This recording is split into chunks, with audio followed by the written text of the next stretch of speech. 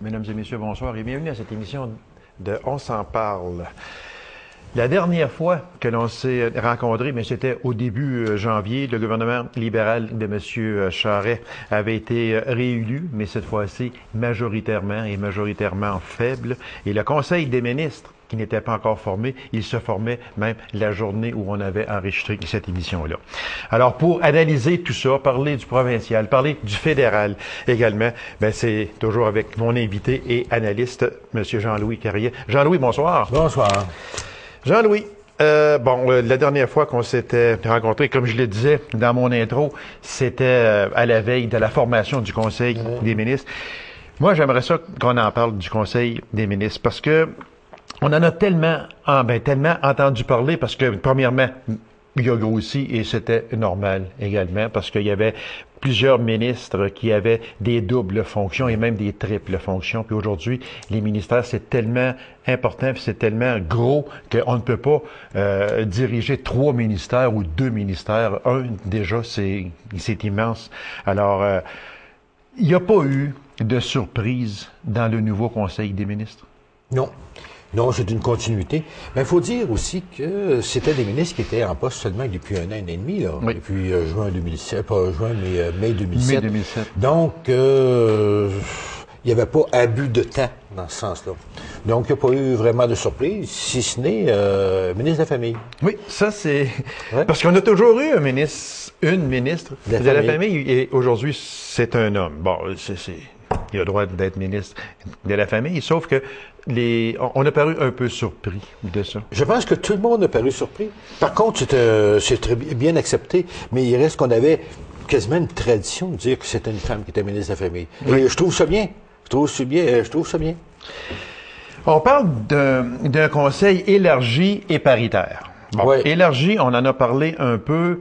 Élargi dans le sens qu'on est passé de 18 ministres à 26 ministres. Et comme je le disais tantôt, c'était normal. Oui, je pense que c'était normal. Oui. Ce régime minceur de 18, je pense que c'est... Dans la situation de gouvernement minoritaire, ça pouvait peut-être, je dis peut-être s'expliquer, mais dans la vraie vie, normalement, il y a des ministères, c'est monstrueux. Hein. C'est ça. C'est parce qu'on n'a qu'à penser à Mme Monique Jérôme-Forget, entre autres, qui avait Conseil du Trésor, qui avait ministre des Finances. Ces deux énormes ministères. Alors, elle avait ces 2 ministères-là. Jacques Dupuis qui avait Sécurité publique, Justice, 2 autres gros ministères. C'était tout à fait normal qu'on puisse alléger ces personnes-là. C'est Mme Tremblay qui est rendue maintenant ministre des Finances. Et puis Mme Forget a conservé la grosse sacoche, comme on dit.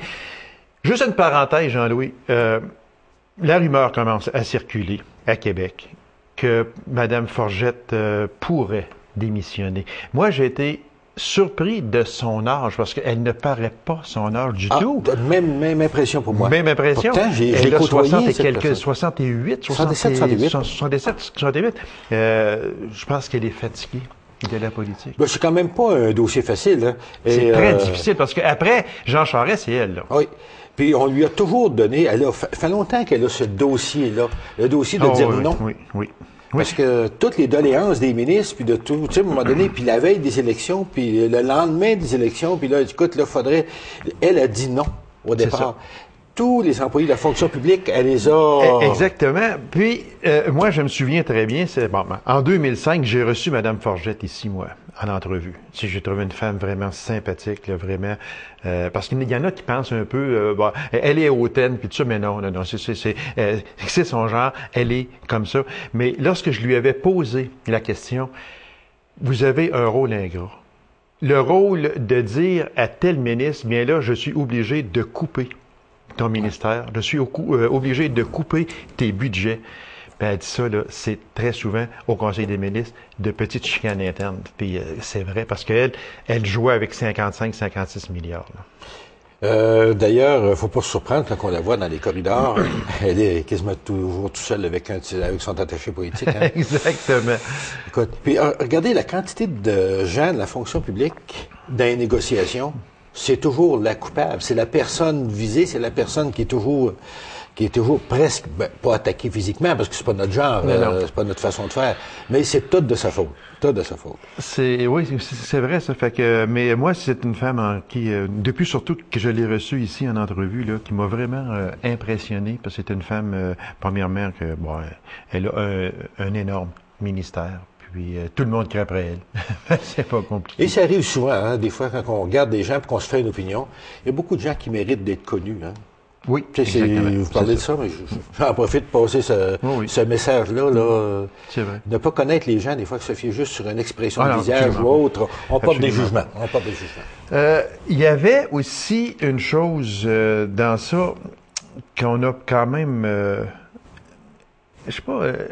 êtes-vous d'accord, Jean-Louis, avec ça, que on a redonné aux ministres à peu près les mêmes ministères qu'il y avait lorsque la campagne électorale a été déclenchée. C'est sûr, on parle de M. Fournier, lui, mais il est ministre parce qu'il est parti, on a donné son ministère à un autre. Mais dans l'ensemble, on a renommé au même poste les mêmes ministres.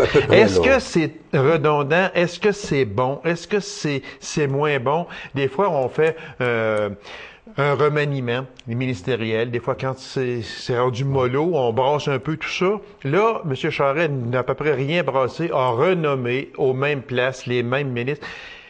D'un côté, ça peut être bon parce que on connaît ces dossiers presque par cœur, puis on poursuit ces dossiers-là.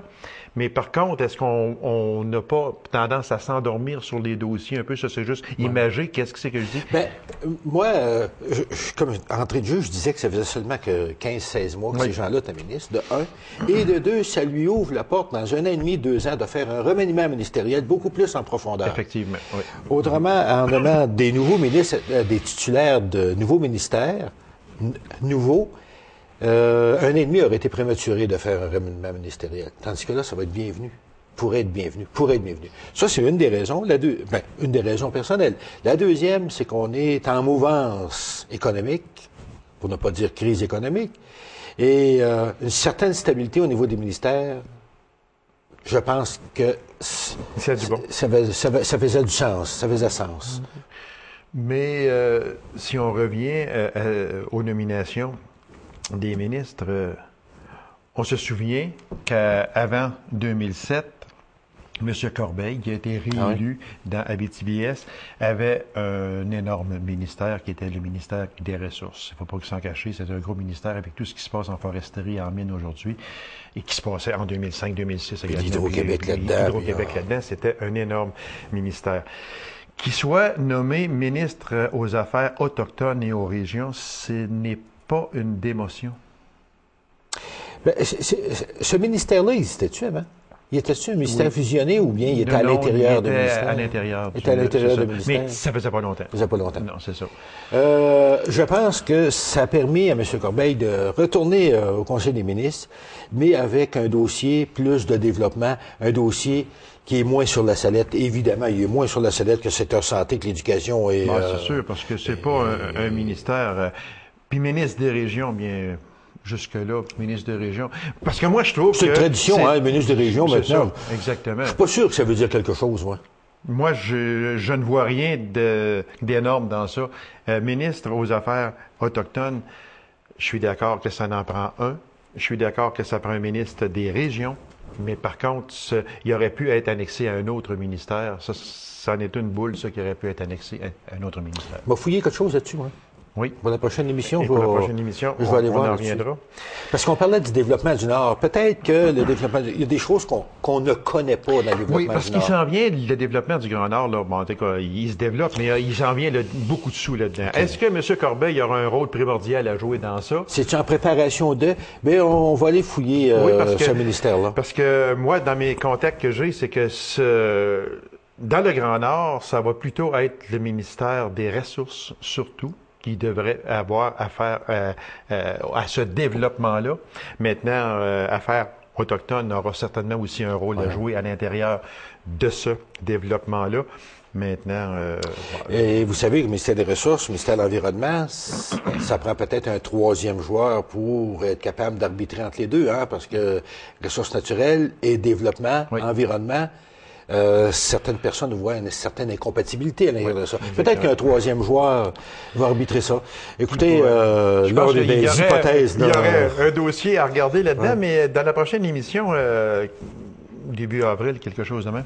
On va regarder ça. Et puis, c'est pas dans le but là d'aller fouiller dans les choses. Non, Corbeil, là, il faut bien s'entendre là-dessus. C'est de renseigner les gens à savoir qu'est-ce que, avec ce développement nordique-là, quel ministère aura joué un rôle primordial à ce moment-là.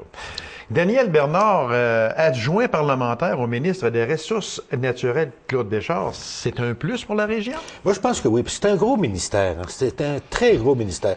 Et nous, en région, bien, les ressources naturelles, à ce qu'on sache, on en a. Donc, la présence de Daniel est forte. Bonne personnalité, Daniel. Hein? Oui. Un futur ministre. Oui. Moi,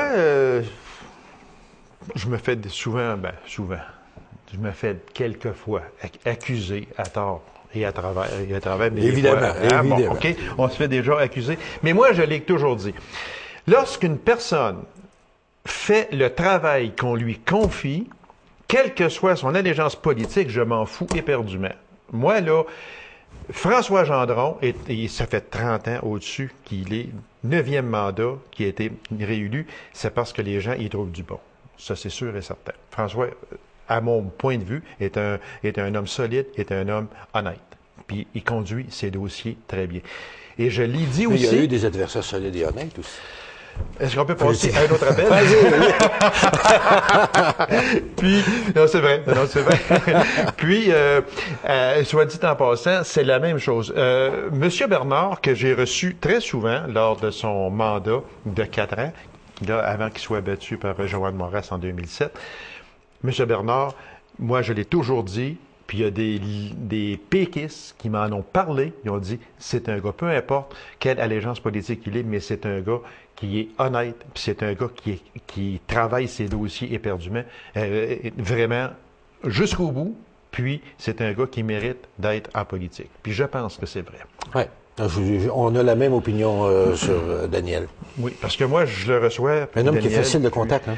Oui, exactement. Puis, c'est un homme, quand on va dans les sondages internes dans Rouyn-Noranda-Témiscamingue, le pourquoi qui a été battu en 2007, je ne veux pas revenir sur ça, puis lui non plus, les raisons, on les sait, puis on ne veut pas étaler ça, là, mais sauf que il y a eu une bonne leçon en 2007, puis regardez qu'est-ce qu'il a fait le 8 décembre dernier, puis je pense que cette leçon, il l'a eu, puis il l'a compris aussi.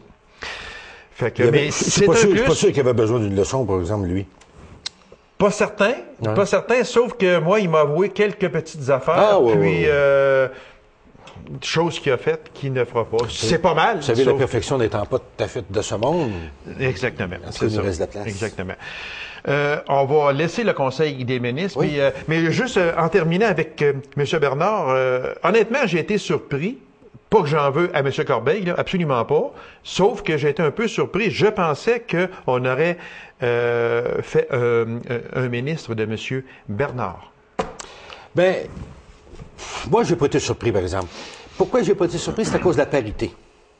Moi, j'en ai rien contre la parité. Okay. Sauf que ça fait, cette parité-là, a empêché certaines nominations et a permis d'autres nominations qui sont aussi bonnes. Mais la parité, quand tu divises 26 par 2, bien là, à un moment donné, tu as une limite.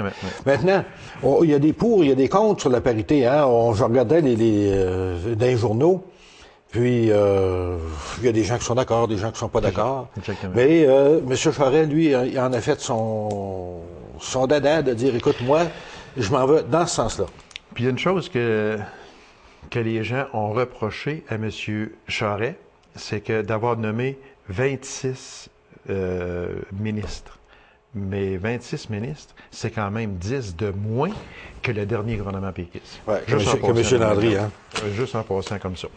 Budget, Jean-Louis? Oui. Budget fédéral. Budget fédéral, vous savez qu'au mois de novembre, c'est-à-dire au mois de décembre, en début de décembre, quand le Parlement a été abrogé, là, nous étions en pleine crise économique, politique, plutôt pas économique, mais politique. Politique, oui. Ce qui est embêtant dans le budget, c'est que la crise qu'on vit actuellement, elle vient de l'extérieur. C'est ça, exactement. Ça, c'est difficile à réagir. Oui, c'est vrai. C'est difficile à réagir. Quand la crise vient de l'intérieur, on est capable de dire, écoute, on va modifier, on va changer notre plan d'attaque. Elle a commencé aux États-Unis. Commencé aux Mais États-Unis. c'est sûr que, comme on dit tout le temps, celui qui a la grippe, l'autre tous. Ouais. Qu'il faut faire attention. Donc, oui, je suis d'accord avec toi, Jean-Louis, que ça a commencé à l'extérieur du pays. Donc, faire un budget, nous autres ici, quand on ne sait pas qu'est-ce qui va se passer, parce qu'il ne faut pas quand même se leurrer avec ça, c'est que les États-Unis sont nos principaux... Ben voyons. On a regardé, les cours à bois sont pleines. C'est ça. Vous voulez qu'on dise, le bois, il ne s'achète pas là-bas.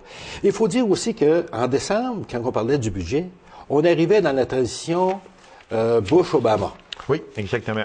Oui. Donc, qu'est-ce que les Américains vont faire? Qu'est-ce que la Chambre des représentants ou le Sénat va adopter? Quelle est la position officielle que prendra M. Obama? Nous étions en plein... absence de connaissances, oui, si vous voulez. Donc, c'était quand même pas facile de faire un budget. Pas facile de faire un budget. Dans le parc automobile, on va-tu donner 3 milliards, exemple, aux fabricants automobiles en Ontario, pendant que l'hypothèse était que, est-ce qu'ils vont faire faillite? Est-ce qu'on met 3 milliards pour rien? Si les États-Unis, les Américains mettent rien, on peut pour en mettre. Donc, on était en pleine méconnaissance des choses. Donc, je pense qu'en toute honnêteté, on ne pouvait pas faire un budget en décembre. Il fallait au moins attendre d'avoir un indice, mais un indice très favorable. Oui. Et vous savez que là, on est aujourd'hui le milieu de février, et le plan américain va être signé, on est mardi, il va être signé demain. Donc, aujourd'hui, là, on est plus sûr qu'on était, mais c'est pas signé encore. Ça sert à rien. Jean-Louis, si on se reporte à juste 2-3 ans passés seulement, c'est quand même pas si loin que ça, là. Qui aurait pensé un jour qu'un président des États-Unis dise il faut injecter presque 850, 840, en tout cas près de 1000 milliards pour sauver l'économie américaine. Sauver la planète, hein? Ben, la planète, exactement. Qui aurait pensé ça? Même, je dirais, il y a seulement que 2 ans passés. C'était inconcevable de penser ça. Inconcevable. Et plus que ça, quand on parle de budget, regardons qu'est-ce qui se passe aux États-Unis. La récession qu'on appelle américaine, l'Europe est touchée de plein fouet. La Chine est touchée de plein fouet. Donc, nous, un petit joueur à côté des Européens, à côté de la Chine, qu'on est là, puis qu'on pense qu'on va changer le monde avec le petit 30 milliards de déficit. Écoutez, on parle quasiment de 1000 milliards à côté, là. Oui. Fait qu'on est là. Je sais pas si les gens ont... Des fois, là, les gens vont prendre les nouvelles, là, puis je ne vais pas accuser personne, absolument pas, là, sauf que peut-être que nous autres, on fouille plus parce que c'est notre devoir de fouiller puis d'aller chercher de l'information. Oui. Mais je ne sais pas si les gens peuvent s'imaginer c'est combien 1000 milliards. En Seine-Noire, c'est plusieurs voyages de camions. Mais c'est incroyable. Écoutez. C'est 1000 milliards. Nous, on dit, écoute, là, un déficit de 30 milliards, puis on est très, très, très inquiet. Oui. On regarde ça, c'est écoute, la première fois depuis 60, je ne sais pas pour quelle année, là, qu'il existe, qu'on fait un déficit depuis 10 ans, 10, 15 ans. 12, 13 ans. 10, 12, 13 ans. Oui. Et on trouve ça. On parle à côté d'injecter presque 1000 milliards. Oui. Autrement dit, 30 fois. C'est incroyable, hein? Incroyable. Puis de l'autre côté, ben, ils disent, écoute, bon, oui, ça va permettre de, puis ça n'a pas l'air d'être plus énervant que ça, là. C'est ça, exactement. Ben, écoutez, ils sont 300 millions, on est 30 millions. Ah, bon, écoutez, 28 millions, ça, vers 310, on fait comme ça. Oui. Et on voit la puissance à côté, si vous voulez. Oui, puis quand le plan va être approuvé là. Disons que officiellement, là, c'est 837 milliards oui, là, ça, ouais. Et quelques poussières. Là. Quand on est rendu à ça, 1 milliard de plus ou de moins, là, c'est quand même une goutte d'eau dans l'océan là, à ce moment-là. Mais pour aller plus loin, est-ce que ça va vraiment sauver l'économie américaine d'injecter 800 quelques milliards? Ben écoutez... Parce qu'il y a des concessions à faire. Là. Oui, il y a des concessions. Moi, je pense que sauver, c'est un grand mot. Ça va permettre peut-être d'épurer le système. C'est à peu près... Ben, on n'a qu'à regarder les grandes compagnies, GM, Chrysler, Ford, premièrement, qui fassent une bonne épuration. Les banques. Les banques, il faut épurer. Et ça va peut-être permettre à des conditions, parce que là, l'État devient un petit peu contrôleur, vérificateur, et je regardais dans le plan Obama qui était 60 et quelques pages. C'est pas facile à lire, hein? Surtout qu'il n'a pas été traduit, donc moi, là, j'étais obligé de me réajuster dans la langue de Shakespeare. Mais qui est pas facile. Et les banques auront des obligations. Et ça, on le voyait pas dans le plan. Tu sais, au départ de ce qu'on annonce, de ce qu'on peut lire, je vois les obligations et je comprends maintenant pourquoi que Wall Street réagit mal au plan Obama. C'est qu'ils n'auront plus la latitude d'être aussi... de vouloir faire un peu qu'est-ce qu'ils faisaient avant. Avant ça, il y avait une certaine liberté d'action qu'ils n'auront probablement pas avec ce plan Obama. Et on voit que, vous savez, les marchés boursiers ne réagissent pas nécessairement bien. Hein? Quand les marchés boursiers ne réagissent pas bien, c'est parce qu'il y a quelque chose de bon. Exactement. Si on revient au Canada, Jean-Louis, déficit on parle de 30 quelques milliards, 34 milliards dans la prochaine année, et dans l'autre, on parle de 38 milliards. Ça veut dire qu'on parle de 72 milliards de déficit au cours des 2 prochaines années. Un budget et un gouvernement qui était habitué de faire 10, 12, 13 milliards de surplus annuel, on tombe. Mais il fallait le faire. Moi, je pense que oui. Il fallait le faire. Et il fallait le faire et il fallait s'inspirer du plan américain. On peut pas dissocier. Là, arrêtons là, de dire, écoute, on copiera pas les Américains. Mais dans des situations comme ça, c'est pas une question de copier-coller. C'est tout simplement une question de dire, écoute, si les Américains investissent pas dans l'automobile, on peut pas investir nous autres mêmes pour sauver. Bon, prenons ça comme exemple. Faut en mettre parce que si on n'en met pas, ils vont retirer leurs billes d'ici et on va se retrouver tout simplement avec des éléphants blancs. Donc, on n'a pas le choix d'en mettre. Et s'ils baissent les impôts, il faut aussi baisser les impôts. C'est pas nécessairement la mesure la meilleure, mais je pense que ça, c'est une bonne. Mais baisser les impôts, on l'a vu, au Québec, qu'est-ce que ça a fait? Le fédéral avait donné 900 millions que M. Charest s'est empressé de mettre... dans la baisse d'impôts. Dans la baisse d'impôts, où ça a donné... On s'en est même pas aperçu. Moi, je trouve que c'est une grave erreur qu'il a faite, puis ça, j'en démords pas là-dessus, parce que c'est pas 3, 4, 5 pièces de plus par semaine ou par mois qui va sauver l'économie. Là. Ça, en tout cas, moi, c'est mon opinion. Sauf que ce serait pas mieux de prendre si cet argent-là avait été mis dans les infrastructures. Bien, écoutez, les infrastructures, il faut être capable de les faire. C'est beau mettre de l'argent, c'est beau mettre des budgets, sauf qu'il faut avoir des compagnies pour les faire. Mais si on le mettait dans la santé, d'abord, à ce moment-là. Encore là, dans la santé. Vous savez, là, actuellement, une émission ou deux près, puis si j'écoutais les émissions, une pénurie de main-d'œuvre qualifiée. On se retrouve dans le secteur santé aussi. Quand on parle de manque d'effectifs, c'est beau mettre de l'argent, mais il faut être capable de la dépenser à bon escient. Cet argent-là, c'est pas de la garocher par les fenêtres. Dans les infrastructures, c'est la même chose. Il faut que ça tombe. Il faut être capable de les faire, ces infrastructures-là. Mais je vais vous ramener aux baisses d'impôts. Je suis plus ou moins d'accord avec ce que vous dites. Et vous savez qu'ici, au Québec, on a un gros pourcentage, on a pas loin de 40 quelques pourcents de personnes qui ne paient pas d'impôts. Oui. Donc, malheureusement, oui. Malheureusement. Okay. Les baisses d'impôts, pourquoi elles sont pas populaires? C'est parce que si je paye pas d'impôts, qui baisse les impôts, ils ne me touchent pas. Mais la classe moyenne, il faut qu'elle demeure la classe moyenne dans le sens qu'il ne faut pas qu'elle s'appauvrisse. Pour elle, la classe d'impôts, payer des impôts, c'est majeur. C'est très important. Pour les mieux nantis, baisse d'impôts, ça n'a pas d'importance. Mais il y a une classe de société, là, qu'un 300-400 piastres d'impôts par année de moins, ça paraît. Ça paraît. Et au total, il faut le faire. Il faut soulager cette classe-là. Il faut la soulager. Oui, ça, je suis d'accord avec ça, Jean-Louis, qu'il faut soulager cette classe-là. Mais quand on la soulage je sais pas moi, si on mettait 10 pièces par semaine même, est-ce que ça va vraiment dire à cette famille-là, on vous donne 10 pièces de plus par semaine parce que vous payez 10 pièces de moins d'impôts? Bravo, on s'en va, on dépense. Non, moi, je trouve que... Mais il y a l'attitude. L'argent, c'est sûr que quand on fait une baisse d'impôt, disons, de, je sais pas moi, X montant d'argent, ça paraît énorme parce que ça peut être des centaines de millions. Mais par contre, quand on touche à l'individu, c'est à peine des fois 3, 4, 5 pièces. C'est ça, moi, que je veux dire. Parce qu'on prend 900 000 pièces. Enchiffrons-le vite, là. C'est 1 milliard. 1 milliard. C'est 1 milliard que M. Charest a dit, regarde, à la place de le mettre dans la santé, dans l'éducation, ou dans les ressources, peu importe, on le donne aux familles en baisse d'impôts. Personne ne s'en est aperçu. C'est ça qu'il y a. Oui, mais c'est pas juste l'argent qui compte. L'argent est important aussi, le baisse d'impôts. Mais c'est aussi de l'attitude. De dire à la classe je dis la classe moyenne, qui paye Non, mais plus d'impôts, de dire, écoutez, oui. on vous reconnaît, on sait que C'est vous ça, êtes... mais on vous reconnaît, on vous donne 3 pièces de plus par semaine. On va Non, arrêter de vous surveiller. Il faut que vous sachiez qu'on est là, qu'on vous reconnaît.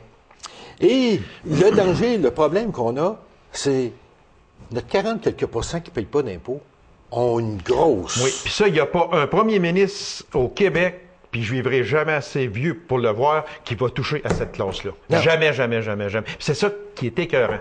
Je m'excuse, là, mais ça, là, ben, ça passe pas. Il y a un gros pouvoir. Il y a un gros pouvoir aussi. Les pouvoirs des médias, c'est un pouvoir énorme. Oui, exactement. Et Puis il faut s'en servir. 48 % des gens qui ne paient pas d'impôts, c'était ça à peu près. Hein, Oui, j'étais entre 45 et 50 et ouais. puis ça, je parle juste de cette partie-là. Mais l'autre partie aussi qui ne paie pas d'impôts à cause des... Ben, ils gagnent pas assez, puis etc. Il y en a, là, qui ne payent pas d'impôts. Mais c'est pas normal. C'est pas normal. Donc, c'est la partie du milieu. Il faut être capable, à un moment donné, pas nécessairement de la chérir, mais de lui dire, écoutez, là, on vous reconnaît. Qui, un jour, va être capable de mettre ses culottes puis dire à cette fameuse classe de 42, 43, 44 % qui ne payent pas un sou d'impôt puis qui font des revenus astronomiques, vous allez en payer de l'impôt aujourd'hui. Qui va oser mettre ses culottes et dire ça? Ben, je pense que je le connais pas encore. Mais vous regardez. Puis il est peut-être même pas né encore. Il est peut-être même pas né. Puis on regarde dans l'autre partie de classe aussi, où ils vont mettre de l'argent à l'étranger, puis qu'il y a aussi des déductions que je lisais dans le journal, mais ça, on reviendra là-dessus. Oui. Il y a aussi cette classe-là. Donc, on vient toujours au centre, hein? On vient toujours au centre.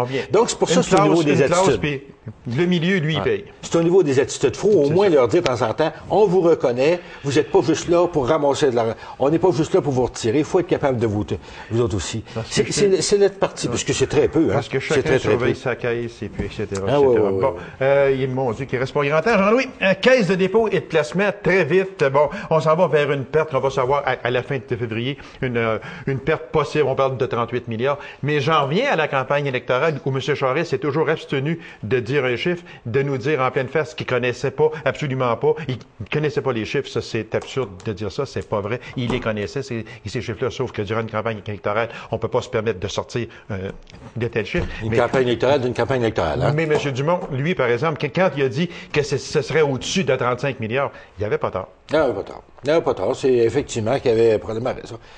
On va parler de campagne électorale. Puis, il nous reste quelques minutes. Il reste 2 minutes. Il reste 2 minutes? Oui. Je vais vous parler de notre crise politique qu'on a eue en décembre. OK. Alors là, par exemple, j'ai été scandalisé de voir tout ce qu'on peut dire, tout ce qu'on peut faire pour être capable de sauver sa peau. Parce que la crise politique que nous avons connue à mes fêtes, je m'excuse, il y en a peut-être qui ne seront pas d'accord, mais j'aimerais demander qu'ils le disent, qu'ils ne sont pas d'accord, c'était pas une question de budget. De toute façon, tout le monde le sait qu'il fallait attendre le budget américain. Oui, c'est sûr. C'est le financement des partis politiques.